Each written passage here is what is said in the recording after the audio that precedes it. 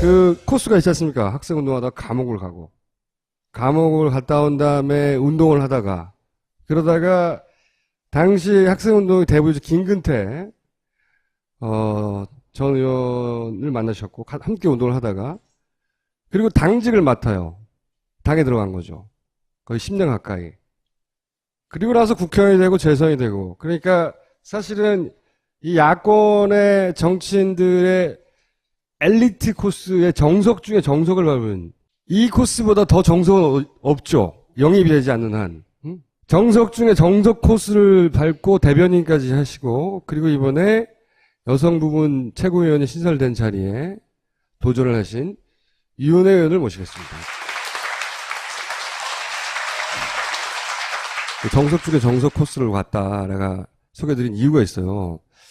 그 출마하신 걸 보고 어떤 느낌이 있냐면, 당직을 하다 국회의원이 되는 케이스도 많지 않아요. 그렇게 당직자들 중에 국회의원이 됐고, 그리고 재선도 됐어요. 그러다 보니까 이제 나도 이제 여성 최고위원 자리에 도전할 정도의 경륜이 쌓여서 도전하는, 이제는 할 만할 때가 됐다. 할 만할 때가 돼서 꼭 내가 해야 하는 이유가 있나요? 정석 코스는 이런 겁니다. 여성 당직자든 아니든 그 비례대표를 한번 하고 그리고 지역에 출마하는 게 그동안의 정석이었죠. 네. 예. 그런데 저는 평당원부터 해서 또 아까 말씀하셨던 것처럼 김근태 의원의 후원의 사무국장으로, 또 한반도 재단의 사무국장으로 보좌관으로 이렇게 일을 하다가 당직에 와서 부대변인으로 한 7년 정도 일을 했는데요. 제가 18대 국회 때 비례대표를 신청을 했는데 19번을 받았는데 18번까지 입성을 하고 제가 똑 떨어졌습니다. 그래서 비례대표 하지 않고 지역에 출마해서도 당선될 수 있다는 그런 길이 있다는 거를 저희 후배 당직자들에게도 좀 한번 보여주고 싶다. 그리고 저도 비례대표는 어떻게 보면 제가 18대 비례대표 심사할 때 면접도 못 봤어요. 면접도 안 하더라고요. 그래서 왜냐하면은 그 당직자 중에 주는 자리거든요. 그 자리는. 아니, 주는 자리가 아니라 주는 자리여도 순번을 정해야 되니까 면접은 보거든요. 근데 18대 때는 저희가 이제 과거 열린우리당과 민주당이 통합하고 이런 와중에서 그야말로 약간 자리 나누기 같은 게 있었기 때문에 면접도 안 보고 순번이 결정됐고, 그래서 그때 제가 생각할 때 비례대표는 정치적 상황에 따라서 나의 경험이나 실력이나 뭔가 이렇게 검증받을 수 있는 절차가 제대로 보장되지 않을 수도 있겠구나. 그래서 선출직에 도전해보자고 생각을 했고, 그래서 그때 2010년도에 제가 살고 있는 지역이 이제 일산인데요. 거기가 한명숙 전 총리가 국회의원 하셨던 곳이고, 지역위원장 맡았던 선배가 이제 시장 출마하면서 그 자리 대행을 뽑게 돼서 제가 이제 갔는데요.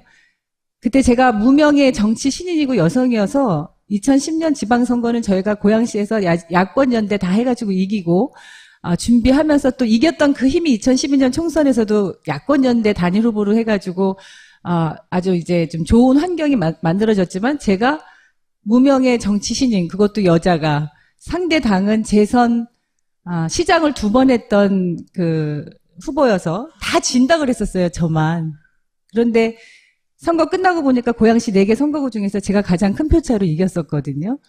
그래서 그렇게 비례대표 한 번도 안 하고 이제 지역에 출마해서 이렇게 새로운 길을 또 만들어 온 것도 그냥 아까 말씀하셨던 정석을 벗어난 그런 거였을 수 있다는 말씀드리고요. 아까 왜 꼭 저야만 되냐 이렇게 말씀하셨잖아요. 할 때가 됐다고 말씀해 주시는 분들도 계셨고, 그리고 제가 지금 쭉 말씀드렸던 오랜 당의 경험이라든지, 그리고 이제 당직 생활을 통해서 배웠던 그런 역량들, 그리고 의정활동을 통해서 검증받고 평가받고, 이런 힘들이 이제 저희 지역에 또 재선 의원이 제가 처음입니다. 지역이 생긴 이래. 그래서 이렇게 저를 재선까지 시켜주시면서 주민들이 무슨 일을 하기를 원했을까? 모든 사람들이 정권교체를 이야기하는데, 그럼 나 자신은 정권교체를 위해서 어떤 기여, 어떤 역할을 할 수 있을까를 고민을 했고요. 그런 데서 이번 구성되는 지도부가 내년에 그 대통령 선거에서 정말 반드시 이겨야 하는 그런 필승 지도부가 돼야 되는데, 그 필승 지도부에 이번부터 전국 여성위원장이 여성 최고위원을 겸임하는 이제 처음 시행하는 제도지 않습니까? 굉장히 힘 있는 자리예요, 사실. 예. 정말 전국의 저희 253개 지역의 지역 여성위원회를 꾸려서 기초 조직 활동을 튼튼히 뿌리내릴 수 있게 지원하는 시스템을 만들어야 하고, 시도당에도 여성위원회가 있고, 또 각 지방에 지방 여성의원이 있고, 또 여성 국회의원이 있고요. 이런 전체를 아울러서 이런 조직적 힘으로 여성의 그 힘을 모아내서 정권 교체에 탄탄한 이런 그 주역이 될 수 있도록 해야 되는데, 그것은 정말 당의 실질적인 경험이나 조직 활동을 통해서 사람이나 이 과정이나 또 의사결정 구조에서의 그런 역할이나 이런 것들이 경험이 없이는 사실은 저는 좀 어려운 일이 아닌가. 양양자 후보는 경험이 네. 없다는 거죠. 제가 적임자가 아닐까. 그리고 그동안에 저에게 이렇게 오랜 한 20년 동안의 당과 정치의 경험을 통해서 배우고 익혔던 것을 지금 다 쏟아내라. 그래서 내년 정권 교체에 기여해라. 이런 뜻이 아닐까. 그리고 양양자 후보에게는 없는 나는 실질적인 오랜 20년간의 경험이 있다. 그런 거네요? 사실은 밖에서 전문가가 영입이 될 때는 굉장히 스포트라이트 받고 그렇잖아요. 굉장히 많이 먹어주잖아요. 인정해주잖아요. 전문가라고. 네. 저희는 사실 당직자도 그렇고 당에서 오랜 시간 또 일반 당원들도 그렇고 각 지역에서 저희가 여성위원회에서 일하고 있는 여성 당원들도 그렇고 굉장히 꾸준히 일 많이 하고 당을 위해서 봉사하고 힘들게 일하는데 그 경력이나 그 과정에서 성장하고 쌓아오고 노력했던 것들은 잘 인정이 했던 것만큼 잘 안 되는 것 같아요. 그래서 그런 부분들도 좀 사실은 이 정치라고 하는 게 그냥 어느 날 갑자기 영입됐거나 다른 전문성을 가졌다고 해서 들어왔거나 해서 꼭 정치를 성공적으로 잘하지는 않았거든요. 그동안에 보면. 정당과 정치는 내가 전문가라 이런 말씀이시네요. 정당에서의 오랜 경험과 훈련과 이런 것들도 전문성을 인정받아야 하고 그만큼의 땀과 눈물이 있었다는 것도 또 평가돼야 될 부분이 아닌가 생각됩니다. 처음 맡으셨던 당직이 부대변인. 처음에는 제가 네. 이제 공식적으로 당에 들어가서 당직을 맡을 때가 2004년 열린우리당 창당하고 공채 1기인데요. 그때가 그 전에는 한반도 재단에 계셨고. 그렇죠. 그전에는 평당원으로서 당정만 가지고 있었고, 일하는 네. 거는 이제 밖에서 김근태 회장님을 도우면서 일을 했고요. 그런데 처음에 들어갈 때 공채 1기로 해서 제가 여성국의 부국장으로 들어갔어요. 그런데 이제 2004년 총선 때 선대위원회를 구성하면서, 당시에 이제 박영선 의원이 대변인으로 영입되셨을 때인데요. 선대위 부대변인으로 제가 이제 임명이 돼서 2004년 총선 때부터 2010년 제가 지역위원장 대행 맡아서 갈 때까지 부대변인, 수석부대변인 하면서 대변인실에서 일을 했습니다. 그런데 히스토리는 그 의원님한테 있지만 스토리는 저쪽에 있어요. 저쪽은 스토리가 있단 말이에요. 뭐 고졸 출신에 막 삼성 연봉 막 10억 넘는다고 하고 막 와 하고 또 문재인 영입했다고 하고 그래도 대중적으로는 지금은 일반 권리당원한테도 투표를 받고 그 표가 50%나 되기 때문에 거기서 분명히 약점이 존재하잖아요. 상대적인. 그러면서 양양자 후보는 본인이 호남 출신이기 때문에 가지는 호남에서 확장성 뭐 이런 거 얘기하신단 말이죠. 거기에 대해서는 뭐라고 대꾸하실랍니까? 스토리가 훌륭하시죠. 그리고 그만큼 우리 당에서 자원으로 또 그런 역량을 발휘할 수 있도록 역할을 하셔야죠. 또. 자원으로만 있어라. 아니죠. 아니, 최고위원은 내가 할 테니까. 얘기를 좀 역할을 끝까지 하셔야 들어요, 되는데. 좀. 역할을 하셔야 되는 건 분명합니다. 네. 그런데 그리고 이제 제일 처음에 당에 영입해서 들어왔을 때 제가 정말 가장 반갑게 반겼어요. 두 분이 친했다고 하더라고요. 네. 이게 무슨 운명의 장난인가. 그러니까 저희가 같이 선대위원을 했는데 사실 제가 이제 나이도 조금 연배가 제가 몇 살 위고 그거 일부러 말하신 거죠. 내가 동안이라고. 이 일은 전국 여성위원장이라고 하는 이 일, 그리고 대선을 앞둔 여성 최고위원이라고 하는 이 일의 무게는 양양자 위원장이 가지고 있는 스토리를 빛나게 하는 자리라기보다는 다른 자리가 더 그 역할을 더 크게 잘할 수 있는 자리가 있지 않을까. 땅과 하고 당신은 지역위원장이요? 지금 지역위원장이시잖아요. 지금 광주의 네. 지역위원장이시니까. 호남에서의 확장성도 내가 그게 못지 않다. 뭐 확장성이라는 게 그것만 있는 게 아니다. 뭐 이런 얘기는 하실 게 있으세요? 근데 이제 호남 민심 이런 말씀을 많이 하는데 호남 민심의 실체가 뭘까? 광주 호남의 시민들이 바라는 게 도대체 뭘까? 뭐라고 생각하세요? 글쎄요. 저는 이제 호남 민심, 광주 민심의 실체는 정권 교체에 대한 확신이고 희망이라고 생각합니다. 저희가 4월 총선을 대패하고 호남에서 제일 첫 번째로 의원들 워크숍을 광주로 가서 무지하게 야단을 맞고 말씀을 많이 들었는데요. 모든 분들이 한결같이 말씀하시는 분들이 더불어민주당이 호남에서는 여당이었다. 그런데 정권 교체에 대한 신뢰와 믿음을 주지 못했다. 계속 당이 분열하고 집안 싸움하고 갈등하고 그래서 더불어민주당을 믿을 수 없었다. 오랜 시간 밀어주고 믿었는데 그 기대에 부응하지 못한 더불어민주당이 이제는 한번 정신 차릴 때가 됐다. 그래서 이번 선거 결과는 뭐 약속이나 한 듯이 정말 저희도 너무 충격적인 결과가 나왔는데 그래서 호남의 민심은 다른 것이 아니라 정권 교체에 대한 확실한 믿음을 보여달라는 것이었습니다. 저는 호남 출신은 아니지만 제가 81년도에 대학에 입학하면서 3월 달이었어요. 제가 3월 어느 봄날에 이제 대학에 들어가서 그 캠퍼스에 그 부푼 꿈을 안고 다닐 때 어떤 한 선배가 대학 건물 옥상에 굴뚝에 자기 몸을 묻고 소리를 지르면서 뭐를 막 뿌리고 있는 거예요. 그래서 이제 그때 제가 그걸 이렇게 보니까 그 안에 뭐 광주 항쟁 진실을 밝혀라 이런 얘기들이 막 써 있고 그래서 저는 사실 80년도 광주에서 어떤 일이 있었는지를 정확히 잘 몰랐던 상태에서 80년 5월 광주의 진실을 접하면서 저는 굉장히 그 충격이었고 내가 살고 있는 대한민국이 이런 나라였는가라고 하는 그래서 나는 정말 이대로 이렇게 살아도 되는가라고 하는 그런 끊임없는 이제 질문을 던지게 되고 그래서 학생운동을 하게 됐던 거거든요. 그래서 제 20대 청춘의 출발이 광주, 5월의 광주 그 정신으로 사실은 학생운동과 노동운동을 해왔고요. 제 가슴에 그리고 제 머릿속에 5월 광주는 그 출발이었고 지금도 마찬가지라고 생각합니다. 당 지도부의 일원인 최고위원, 그다음에 여성위원장 두 가지 중에 뭐가 더 중요하죠? 그거를 그렇게 양쪽을 대비할 수는 없는 거고요.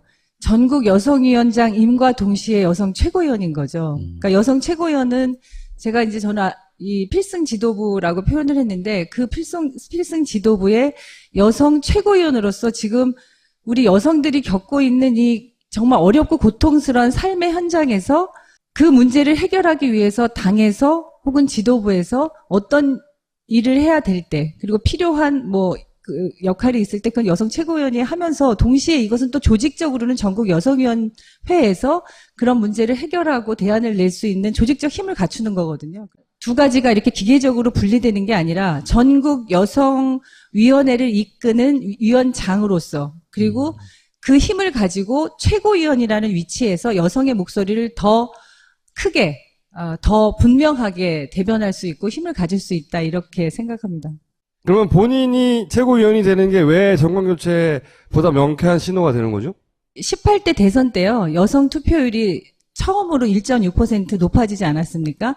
저희가 그때 여성 투표율 해가지고 한 3.2% 정도 진 걸로 알고 있는데요. 제가 전국 여성위원장이 돼야 되겠다고 생각했던 거는 여성의 선택이 선거 승패를 좌우할 만큼 중요해졌습니다. 이번 총선도 20대 총선도 20대 여성의 투표율이 13% 이상 높아졌어요. 그래서 여성들이 참여하고 투표하고 결정하면 내년 대통령 선거의 승패도 좌우할 수 있을 만큼 중요해졌고 그러면 이 여성의 유권자들의 마음을 어떻게 얻어올 수 있을 것인가 이거는 한 개인의 상징적인 인물만 가지고 되는 일은 아니라고 생각합니다. 왜냐하면 253개 지역위원회 여성위원회가 여성 당원들이 저희가 한 10만 정도 되는데요.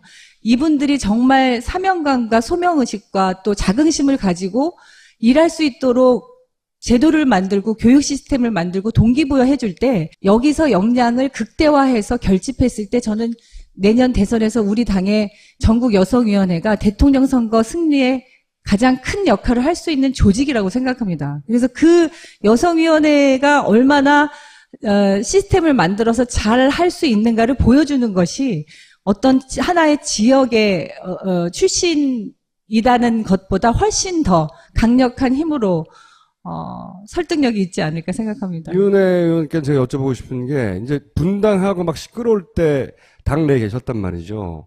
그럴 때 이제 윤혜 의원이 그러면 자기 입장을 분명히 그때 내고 목소리를 내서 어느 쪽인지 입장을 분명히 하고 자기 목소리를 냈어야 하는데 너무 존재감 없이 있지 않았냐 그때. 제가 그때 당 대표이신 문재인 대표 대변인이었잖아요. 네.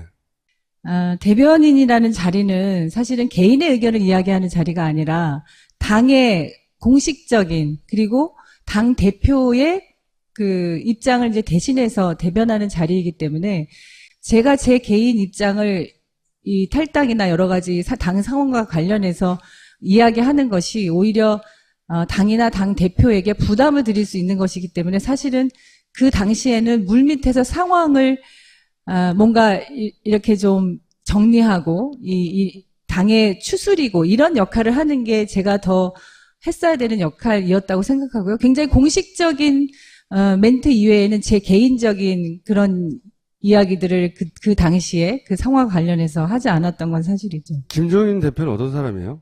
글쎄요. 그 부분에 대해서는 제가 이렇게 뭐 크게 말씀드릴 입장이 아닌 것 같습니다. 대변인을 지낸 분들은 대체로 말을 그래요. 맞아요. 항상 그래왔는데. 네, 말을 굉장히 정제해서 하죠. 조심스럽게 신문에 안 나게. 아니, 전 대표에 대한 이야기라서가 아니고요. 뭐 속 시원하게 이야기하는 걸 좋아하시는 분들도 많이 있을 거라고 생각하지만 이미 뭐 언론이나 우리 그 SNS를 통해서 여러 가지 뭐 평가들이 있었기 때문에 제가 이 자리에서 지금 현재는 저희 당 대표이신데 그것을 다시 확인하고 그러기보다는 다시 확인한다는 건 그런 부정적인 평가에 대부분 동의한다는 뜻인가요? 그러면 다른 당에 예를 들어서 제가 똑같은 질문 드렸는데 반기문 총장의 대선 후보로서의 가능성은 어떻게 보세요? 지금은 매우 강력한 후보로 비춰지기도 하는데 왜냐하면 지지율이 가장 높게 나오잖아요. 그런데 제 개인적으로는 그렇게 현실 가능한 후보는 아니라고 생각합니다. 그럼 누가 제일 강력한 잠재 후보라고 보세요? 그쪽 동네에선? 글쎄요. 누군가가 새로운 인물이 나타날 수도 있다고 생각합니다. 예를 들면 김무성, 오세훈, 유승민, 뭐 원희룡, 남경필 이런 인물들 말고 새누리당이 요번에 이제 어제 이정현 대표가 이정현 대표님이라고 당 대표죠. 예, 당 대표가 되셨는데요. 그리고 최고위원들이 또 거의 이제 친박 일색으로 이렇게 지도부가 꾸려져서 예. 새누리당이 대선에서 이기려면 이 지도부를 그대로 대선 지도부로 해서는 이게 당이 좀 어렵지 않을까. 그래서 대선 후보를 뽑고 또 대선을 하는 과정에서는 여러 가지 변화들이 있지 않을까 이런 생각이 들어서요. 대권 후보까지를 포함해서 조금 아직은 판단을 좀 쉽게 하기는 좀 어려울 것 아직 같습니다. 한두 번의 경랑이 더 있을 것이다. 네. 이대로는 못 갈 것이다 아마. 네. 그러면 추미애하고 김상곤, 이종걸 이런 후보들이 당대표로 나왔잖아요. 보조를 맞춰야 되는데 지금 양정부는 그 셋 중에 한 분하고 연대해서 선거를 치를까 하는 전략도 있는 것 같던데 그런 계획 있어요 혹시? 아니요. 저희가 이제 그동안에도 무슨 당대표나 최고위원 경선을 하면 무슨 이른바 짝짓기 누구 후보와 누구 후보가 세트로 묶여서 같이 가고 뭐 누구는 또 배제하고 이런 게 고질적인 문제로 지적이 돼 왔었습니다. 그 제도 자체를 권역별과 부문별로 이렇게 바꾼 이유 중에 하나도 그런 문제를 좀 해결해야 되지 않냐 이런 취지도 있었던 걸로 알고 있고요. 실제로 그 일을 잘 해낼 적임자를 뽑는 경쟁의 선거가 돼야지 누구와 누가 편먹어서 누구 안 시키고 이렇게 네 편 내 편 가르고 이런 거는 사실 대선 승리를 위해서도 좋지 않다고 생각하기 때문에요. 근데 이제 꼭 그렇게 나쁘게 볼 필요가 없는 게 좋은 후보 둘이 같이 힘을 합치면 뜻이 잘 맞으면 지도부도 잘 굴러가는 거 아닌가요? 편 먹는다는 게 사실은 오더를 내린다는 거잖아요. 그 자기를 지지하는 사람들한테 이 사람이 당대표는 1번을 지지하고 또 여성위원장이나 청년위원장은 다른 사람을 지지할 수도 있는데 이렇게 편먹으면 이 사람이 이렇게 해야 되니까 이 사람 무조건 찍어 이렇게 되니까 공정하고 또 민주적 절차에 의한 선거는 아니죠. 유권자들 우리 당원들은 그만큼 그런 사람들을 평가할 수 있는 이미 훈련과 또 나름대로의 평가 기준과 능력들이 있는데 그것을 강요해서는 안 된다고 그래서 생각합니다. 어쨌든 그런 방식으로는 안 할 것이다. 네. 전략적으로 보자면 거기에 대응할 필요가 있잖아요. 양양자 후보가 이제 새로 당에 들어와서 처음으로 이런 큰 선거를 치르는데 그렇게 이 혁신을 주장하면서 정치에서는 구태를 반복하는 일은 없을 거라고 생각합니다. 그래서 꼭 구태인지는 저는 잘 모르겠는데 하여튼 구태적인 측면이 있었다는 거지 과거에는. 아니, 근데 몸담고 계신 곳이 민평년 맞나요? 민평년 네. 소속 의원이시죠? 네, 네. 그쪽 의원들 상당수는 지금 대표로 나오신 분 중에 한 분을 많이 돕고 계시잖아요. 상당수는 아닌 것 같고요. 이제 그래서 하나의 후보로 이 의견이 단일 후보를 지지하는 걸로 의견이 모아지기 어려운 상황인 것 같고요. 그래서 그것도 다 각자의 이 그냥 그 판단에 소속된 의원들 알아서 네, 하기로? 알아서 그래서 이제 윤은혜 의원님은 주류도 아니고 비주류도 아닌 색깔이 뭐지 이렇게 고민하는 이게 물론 정치라는 게 단순하게 이분법으로 구분할 수 없는 여러 가지 지대가 있는데 저는 전국 여성위원장 되면 주류죠. 최고위원 되면 주류가 위원장이 돼야죠. 되면 주류죠. 네. 주류가 되기 위해서 지금 하겠다고 나선 거 아닙니까? 저는 그리고 한 번도 비주류인 적은 없었습니다. 범주류에 포함되어 있었고요. 내가 만약에 최고위원이 되면 요런 걸 할 거다. 남들과는 다른 이런 공약을 가지고 있다. 뭐 있으세요? 모두가 당의 혁신을 이야기합니다. 저도 당의 혁신이 필요하다고 생각하고요. 그 혁신의 내용이 중요하다고 생각하는데요. 특히 권리당원, 온라인 입당한 우리 권리당원 분들께서는 당 가입했는데 정말 소통이 안 되더라. 이런 말씀을 많이 하셨습니다. 저희가 디지털 소통본부를 만들어서 사실은 그 온라인상의 소통을 원활하게 할 수 있도록 시도를 하다가 이게 중단됐어요. 그래서 온라인 입당한 당원들을 중심으로 해서 SNS를 통한 일상적인 소통 구조는 디지털 소통본부에서 만들 것이고, 이제 우리 정부도 이제 중앙 집권적인 시대에서 이게 지방 자치, 지방 분권화 시대가 되지 않았습니까? 당도 중앙당으로 모든 그 책임과 권한이 집중되는 게 아니라 시도당으로 분산돼야 된다고 생각하고, 제가 여성위원장이 되면 여성위원회의 책임과 권한도 시도당 여성위원회, 지역 여성위원회로 다 분산, 책임과 권한을 나눌 것입니다. 예, 구체적으로 그게 어떤 의미가 있는지. 지금 이제 원내다 이런 얘기들이 나오지 않습니까? 네. 원내가, 그동안에 했더니 바빠서, 제대로 일을 잘 챙기지 못하더라, 이런 얘기들도 일부 있었던 걸로 알고 양양적으로는 있고요. 자기가 백수기 때문에 24시간 가동이 가능하다고. 그런 구분 자체가 사실은 이 일과 당에 대해서 잘 모르기 때문에 하는 얘기가 아닌가 싶고요. 예를 들면 각 지역에서 지역 현안들이 있지 않습니까? 네. 그리고 여성만 하더라도 현안들이 무척 많습니다. 위안부 피해자 할머니 입법 청원도 오고요. 세월호 유가족들 그 특별법도 해야 되고요. 각 지역에서 필요한 예산들도 있고요. 그러면 어쨌든 그런 것들은 우리가 왜 원내 다수 의석을 차지하려고 합니까? 다 원내에서 해결하고 예산도 따야 되고 정책도 해야 되고 입법도 해야 되고 그런 일들이 많습니다. 당의 조직적인 일들까지도 그 원내로 집중되면 어떻게 하겠냐. 그래서 원내에서 해야 된다. 이런 얘기들이 한편 일리는 있습니다. 그런데 지금 그래서 원내냐를 구분해서 이게 마치 무슨 대립적이고 대척점인 것처럼 이해하는 것은 정말 당 조직을 몰라서 하는 얘기고요. 저는 이렇게 생각합니다. 실제로 여성 최고위원으로서 전국 여성위원장이 더 힘이 있으려면 입법과 정책과 예산과 이런 것을 원외인 사람이 받아서 원내 대표나 원내 누구에게 전달해서 그 누구에겐가 또 가서 점검을 해야 되고 이런 불필요한 소모적인 절차들은 생략할 수 있기 때문에 새누리당도 그렇고 우리 당도 그동안에 다 원내에서 여성위원장 맡아왔던 이유가 있었던 거라고 생각합니다. 그래서 당을 혁신하자. 어떻게 혁신할 거냐? 일반 당원들이 참여하고 그 권리를 보장하고 소통할 수 있는 시스템을 만들자. 각 단위별로, 각급 위원회별로 다 그런 시스템을 만드는 게 당 혁신의 과제이고 이번 지도부가 되면 반드시 그걸 해야 된다고 생각하고요. 그래서 제가 전국 여성위원장 되고 최고위원 되면 그렇게 당부터 바꿀 겁니다. 마지막으로 이 방송을 보게 될 권리당원들 저희 방송 많이 봅니다. 그분들한테 최고위원으로 뽑아줘야 된다. 반드시. 협박을 하시든지 회유를 하시든지 마지막에 하고 싶은 말씀 있어요? 새누리당은 내년만 지나면 2017년만 잘 넘기면 자기들이 한 50년도 집권할 수 있겠다 이렇게 내부에서 얘기하고 있다고 하고요. 그래서 밑에서부터 세를 결집하고 있다고 합니다. 저는 정말 끔찍합니다. 이렇게 어려운 상황에서도 우리가 다시 이기면 이거 계속 가는 거야? 이런 거네요. 어떻게든 네. 이기겠다는 거지. 그렇지. 저는 정말 내년에 대통령 선거는 우리에게 주어진 마지막 기회라고 생각합니다. 그 마지막 기회를 잃어버린다고 생각하면 정말 국민들 앞에 역사 앞에 우리는 죄를 짓는 것이기 때문에 그런 절박한 심정을 가지고 나왔습니다.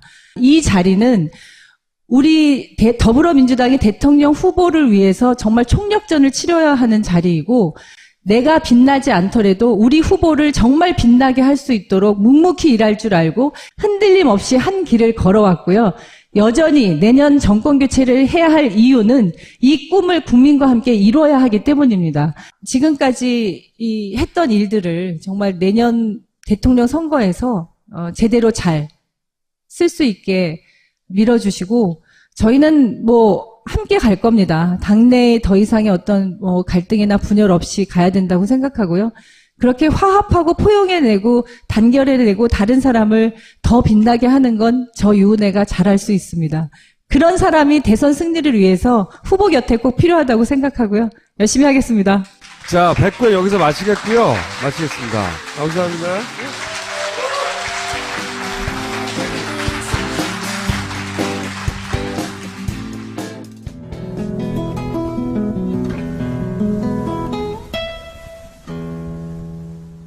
선 의원이 대변인으로 영입되셨을 때인데요. 선대위 부대변인으로 제가 이제 임명이 돼서 2004년 총선 때부터 2010년 제가 지역위원장 대행 맡아서 갈 때까지 부대변인, 수석 부대변인 하면서 대변인실에서 일을 했습니다. 그런데 히스토리는 그 의원님한테 있지만 스토리는 저쪽에 있어요. 저쪽은 스토리가 있단 말이에요. 뭐 고졸 출신에 막 삼성 연봉 막 10억 넘는다고 하고 막 와 하고 또 문재인 영입했다고 하고 그래도 대중적으로는 지금은 일반 권리당원한테도 투표를 받고 그 표가 50%나 되기 때문에 거기서 분명히 약점이 존재하잖아요. 상대적인. 그러면서 양양조 후보는 본인이 호남 출신이기 때문에 가지는 호남에서 확장성 뭐 이런 거 얘기하신단 말이죠. 거기에 대해서는 뭐라고 대꾸하실랍니까? 스토리가 훌륭하시죠. 그리고 그만큼 우리 당에서 자원으로 또 그런 역량을 발휘할 수 있도록 역할을 하셔야죠. 자원으로만 있어라. 아니죠. 아니, 최고위원은 내가 할 테니까. 얘기를 좀 역할을 끝까지 하셔야 들어요 되는데. 좀. 역할을 하셔야 되는 건 분명합니다. 네. 그런데 그리고 이제 제일 처음에 당에 영입해서 들어왔을 때 제가 정말 가장 반갑게 반겼어요. 두 분이 친했다고 하더라고요. 네. 이게 무슨 운명의 장난인가. 그러니까 저희가 같이 선대위원을 했는데 사실 제가 이제 나이도 조금 연배가 제가 몇 살 위고 그거 일부러 말하신 거죠. 내가 동안이라고. 이 일은 전국 여성위원장이라고 하는 이 일 그리고 대선을 앞둔 여성 최고위원이라고 하는 이 일의 무게는 양양자 위원장이 가지고 있는 스토리를 빛나게 하는 자리라기보다는 여기에 출마해서도 당선될 수 있다는 그런 길이 있다는 거를 저희 후배 당직자들에게도 좀 한번 보여주고 싶다. 그리고 네. 저도 비례대표는 어떻게 보면 제가 18대 비례대표 심사할 때 면접도 못 봤어요. 면접도 안 하더라고요. 그래서 왜냐면은 그 당시자 중에 주는 자리거든요. 그 자리는. 아니 주는 자리가 아니라 주는 자리여도 순번을 정해야 되니까 면접은 보거든요. 근데 18대 때는 저희가 이제 과거 열린우리당과 민주당이 통합하고 뭐 이런 와중에서 그야말로 약간 자리 나누기 같은 게 있었기 때문에 면접도 안 보고 순번이 결정됐고, 그래서 그때 제가 생각할 때 비례대표는 정치적 상황에 따라서 나의 경험이나 실력이나 뭔가 이렇게 검증받을 수 있는 절차가 제대로 보장되지 않을 수도 있겠구나. 그래서 선출직에 도전해보자고 생각을 했고, 그래서 그때 2010년도에 제가 살고 있는 지역이 이제 일산인데요. 거기가 한명숙 전 총리가 국회의원 하셨던 곳이고, 지역위원장 맡았던 선배가 이제 시장 출마하면서 그 자리 대행을 뽑게 돼서 제가 이제 갔는데요. 그때 제가 무명의 정치 신인이고 여성이어서 2010년 지방선거는 저희가 고양시에서 야권연대 다 해가지고 이기고, 준비하면서 또 이겼던 그 힘이 2012년 총선에서도 야권연대 단일 후보로 해가지고 아주 이제 좀 좋은 환경이 만들어졌지만, 제가 무명의 정치 신인, 그것도 여자가, 상대 당은 재선 시장을 2번 했던 그 후보여서 다 진다 그랬었어요, 저만. 그런데 선거 끝나고 보니까 고양시 4개 선거구 중에서 제가 가장 큰 표차로 이겼었거든요. 그래서 그렇게 비례대표 한 번도 안 하고 이제 지역에 출마해서 이렇게 새로운 길을 또 만들어 온 것도 그냥 그 아까 말씀하셨던 정석을 벗어나는 정석을 벗어난 그런 거. 그 코스가 있지 않습니까? 학생 운동하다가 감옥을 갔다 온 다음에 운동을 하다가, 그러다가 당시 학생 운동의 대부이죠 김근태 전 의원을 만나셨고 함께 운동을 하다가, 그리고 당직을 맡아요. 당에 들어간 거죠. 거의 10년 가까이. 그리고 나서 국회의원이 되고 재선이 되고, 그러니까 사실은 이 야권의 정치인들의 엘리트 코스의 정석 중에 정석을 밟은, 이 코스보다 더 정석은 없죠. 영입이 되지 않는 한. 정석 중에 정석 코스를 밟고 대변인까지 하시고, 그리고 이번에 여성 부문 최고위원이 신설된 자리에 도전을 하신 유은혜 의원을 모시겠습니다. 정석 중에 정석 코스를 갔다 내가 소개해드린 이유가 있어요. 그 출마하신 걸 보고 어떤 느낌이 있냐면, 당직을 하다 국회의원이 되는 케이스도 많지 않아요. 그렇게 당직자들 중에 국회의원이 됐고, 그리고 재선도 됐어요. 그러다 보니까 이제 나도 이제 여성 최고위원 자리에 도전할 정도의 경륜이 쌓여서 도전하는, 이제는 할 만할 때가 됐다. 할 만할 때가 돼서 꼭 내가 해야 하는 이유가 있나요? 정석 코스는 이런 겁니다. 여성 뭐 당직자든 아니든 그 비례대표를 한번 하고 그리고 지역에 출마하는 게 그동안의 정석이었죠. 예. 그런데 저는 평당원부터 해서 또 아까 말씀하셨던 것처럼 김근태 의원의 후원의 사무국장으로, 또 한반도 재단의 사무국장으로, 뭐 보좌관으로 이렇게 일을 하다가 당직에 와서 부대변인으로 한 7년 정도 일을 했는데요.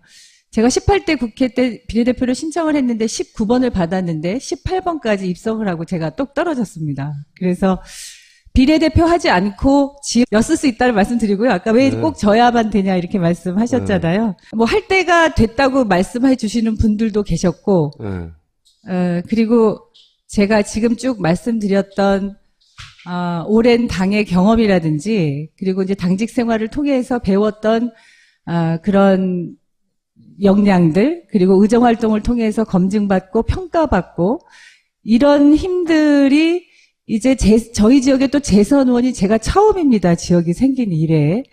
그래서 이렇게 저를 재선까지 시켜주시면서 주민들이 무슨 일을 하기를 원했을까? 모든 사람들이 정권교체를 이야기하는데, 그럼 나 자신은 정권교체를 위해서 어떤 기여, 어떤 역할을 할 수 있을까를 고민을 했고요.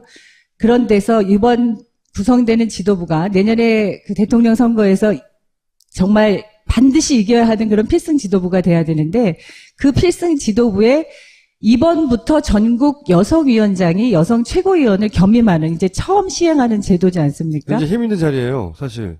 정말 전국의 저희 253개 지역의 지역 여성위원회를 꾸려서 기초 조직 활동을 튼튼히 뿌리내릴 수 있게 지원하는 시스템을 만들어야 하고, 시도당에도 여성위원회가 있고, 또 각 지방에 지방 여성의원이 있고, 또 여성 국회의원이 있고요. 이런 전체를 아울러서 이런 조직적 힘으로 여성의 그 힘을 모아내서 정권 교체에 탄탄한 이런 그 주역이 될 수 있도록 해야 되는데, 그것은 정말 당의 실질적인 경험이나 조직 활동을 통해서 사람이나 이 과정이나 또 의사결정 구조에서의 그런 역할이나 이런 것들이 경험이 없이는 사실은 저는 좀 어려운 일이 아닌가. 양양자 후보는 경험이 네. 없다는 거죠. 제가 적임자가 아닐까. 그리고 그동안에 저에게 이렇게 오랜 한 20년 동안의 당과 정치의 경험을 통해서 배우고 익혔던 것을 지금 다 쏟아내라. 그래서 내년 정권 교체에 기여해라. 이런 뜻이 아닐까. 그리고 양양자 후보에게는 없는 나는 실질적인 오랜 20년간의 경험이 있다.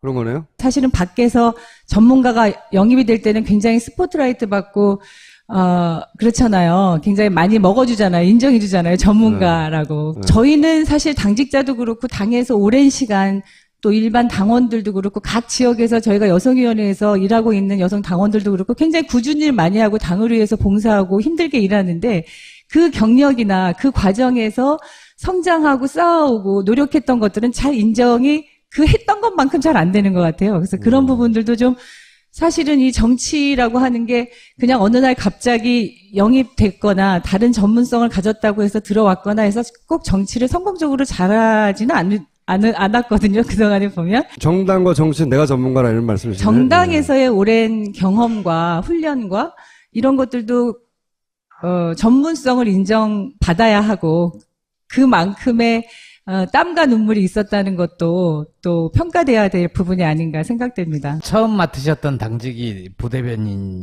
처음에는 제가 네. 이제 공식적으로 당에 들어가서 당직을 맡을 때가 2004년 열린우리당 창당하고 공채 1기인데요. 그때가 그 전에는 한반도 재단에 계셨고.